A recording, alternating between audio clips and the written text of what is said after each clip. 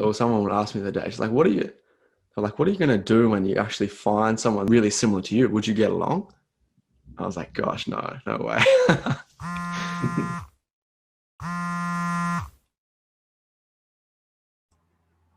Welcome back, everybody. So I think everyone's been having a bit of a tough time at work. So I want to try and tailor my question for you today, Leroy, to be geared more towards that. Mhm. So, how do you leave the stresses of work at work? Yeah, this is a good one.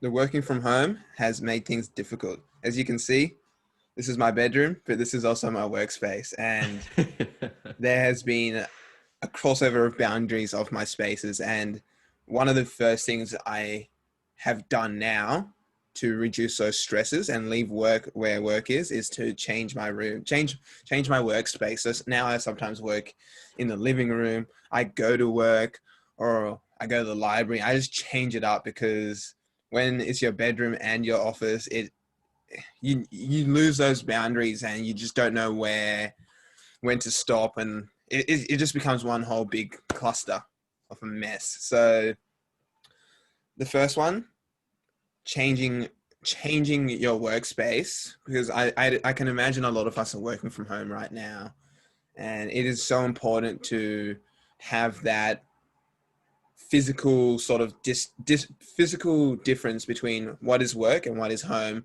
just so you can leave work where work is and enjoy your actual own like personal life. So that's one of them for me. Yeah, I get that. Otherwise, like your time doing each particular thing would feel quite different. Yeah, It's like, oh, even though I'm sitting at home, on a Wednesday evening, it's like there's still that disparity of, oh, but I could be doing some work jobs because yeah, it's all right there. Yeah, yeah, yeah. exactly. Okay. I And feel like it's been quite different for me because I haven't had that.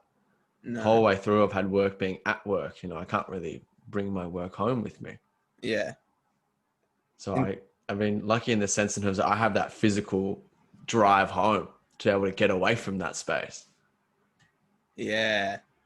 That was gonna lead on to sort of the next thing. Like, I think when you finish work, you need that 30 minutes to an hour where you're not doing work, or you're doing something else that's something a bit more fun, or something that's maybe more brain, like you don't have to think as much. And for me, what I do is 5:30 I switch off from work, and like that means also switching off from like technology, just because I've been looking at a computer all damn day. So what I do is just 30 minutes off. I either read, I go outside for a walk, or I just sometimes just sit back on my bed and listen to music. And I think that switching off time works as a segue from what has happened with work, the stresses that you felt, and then turning that into just living your general normal life. And that's been one of the greatest tools that has really changed things for me working from home. So, so do you think it's that losing the technology that's the X factor? Definitely a big part, but that's just because my role is, I'm on a computer all day. So my eyes are starting to strain, and yeah, essentially my eyes are starting to strain, and I just getting sick of like looking at a computer and just sort of sitting on my desk. So the technology bit is that, so I just stop, but it also works in that my mind is taken away from work or even social media. Like, I don't find that as switching off too. I just need time for myself, just a bit of silence, a bit of white noise. So that's what it does for me. Because for some people, like, getting on, like, watching TV or just gaming can be something for them. But yeah, I reckon I'd be the same as you. Like, once I've been at work all day, like that, having to interact with something and just having my brain concentrating on something else, Yeah. I think I'd be like, oh no, I don't know. Just having it moving from screen to screen, I don't think Yes. would work very well. No. It's just kind of changes the scene a bit, but not 100%. Mm. So what about socializing? Yeah, so that's another big one, because now we can be a lot more social and get out. I pretty much, after work, after like that, even in that switch off time, I usually maybe meet up with like Maria, or I just meet up with a friend. And I find that works so well because you can also, especially if you had a hard day at work, you can sort of unload, unpack things, and just decompress by, talking to someone about what has happened and getting some advice, or just getting it out of your head. So So that's, that's so interesting. I think I would be almost in oppositely geared yeah, in terms of sometimes when I've had those big days, the last thing I feel like doing is talking to another human. yeah, Like I've talked to people all damn day, and then for me to be able to kind of switch off, I just don't want to have to care about anyone. I want to come yeah. home and be able to do everything that matters to me. Yeah, I guess Which it's different, hey, because yeah, you're having to deal with like quite a lot of people each day in like an intense sort of situation. And, mm, like I remember when I used to work at the Macquarie gym, there was days where I did shifts where I just did not stop talking for like yeah, 5, 6 hours, and those times when I got home, I just didn't want to speak for the rest of the night. Like it was just, I felt like I'd used my word quota for the whole year just in one shift. yeah, And I feel the exact same way. Like it's just that's why. Because for some people, socializing can be a really good thing for switching off from work, but I find for me, it almost is the opposite. It's like I have to keep worrying about what other people think, keep worrying about, someone else's issues that they've got going on. Like that's what I've done all day. All I yeah. really feel like doing is coming home and just working on my own thing, getting to figure out my own little headspace. But I feel like it would vary a lot between jobs and between how it actually works for you. Yeah. And I think it also like varies depending on the relationship of the person you're with. Like probably like if we lived in the same state and you had one of those days after work and we just chilled, it would almost could be a bit different in the sense that, you're just chilling doing nothing, but like doing nothing with someone. It's Yeah, not, yeah, yeah. It's not like it's you want to true. put yourself in like a highly intensive social situation with, six different people, and just it's just more just going like to a lookout with a friend and just sitting back, really. Yeah, yeah. It's to just be, having to make sure you can find that thing that works. That doesn't drain you even more. Because like hanging out in some scenarios, I feel like it's just kind of got to be on point. You got to be thinking the whole time. Yeah. As long as you can, everyone kind of that mutual understanding of, I'm buggered. Like if I'm not talking to you, don't talk to me. Yeah. It's coexisting together. Well, look, I guess that brings it to one that works quite well for me. So I have my drive home, which is about like 20 minutes, which is really good. I get to blast some tunes on the way home, and yeah, sometimes all you can do is think about what happened in the day. But normally it means I can start thinking about, okay, cool, like what am I doing tomorrow? What am I doing when I get home? Like what the things that matter to me, I get a little bit of time to think about then.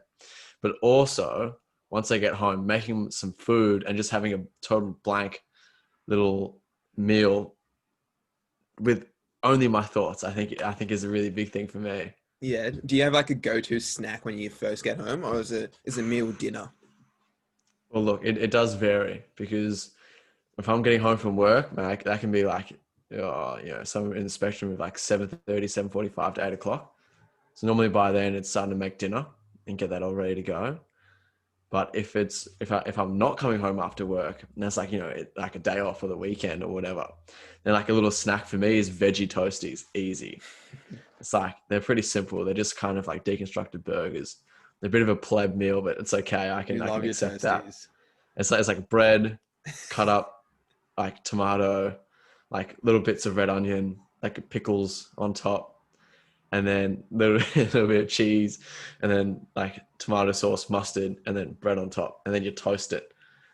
And Hey, it's like this weird kind of, that sounds beautiful to me. meat-free little burger. It's great. And yeah, I don't really know if it counts as a vegetable, but it's more vegetables than no vegetables. I like that. Yeah, I think also another thing which I find really difficult is understanding what happened at work. So try not to bring negative feelings into your own sort of personal life outside of work. And it is really hard to do that. really, really hard because you could be working a retail job and just have a horrible, horrible customer, a Karen, and you know, they Mm, just sour your day and sour your mood, and you can't stop thinking about this person and the way that they made you feel after you finish work. And then that carries on your home, and then you're interacting with your friends and family, and you're sort of pissed off at that. And then you start to get pissed off at your friends and family because of that situation. And essentially, I think if you can just close the gate on that and be like, all right, this has happened at work. Now I'm in my life. This is outside of work. If you can do that, props to you. But everyone should probably try to work on doing that. And the way I work on doing that is just simply trying to remind myself that, yeah, this is work. This is life. mm, You know, any interactions that happen that I don't necessarily like at work, I just have to understand that, yes, it happened, but let's not carry it forward and sort of impact my other relationships with the other mm. people that have nothing to do with this. Yeah. Yeah. I completely agree. And I feel like it for me, like it's been a long process to get there, but only like recently I feel like I've just started to become a bit more aware of how the emotional stress from like, that work environment or even just like any other environment around you, whether you're feeling trash because of training, relationship, whatever, you can't let the emotional stresses from something else influence your connections or relationships with other people, Yeah. because that's completely unfair to them. But the only reason why they might be copying the brunt of all these negative shit emotions is they're the only person that's there. So it's so unfair to kind of dump it all on this person, being like, yo, this is, it's a subconscious thing that you kind of carry it with you. And if you don't become aware of it, you're going to keep doing it.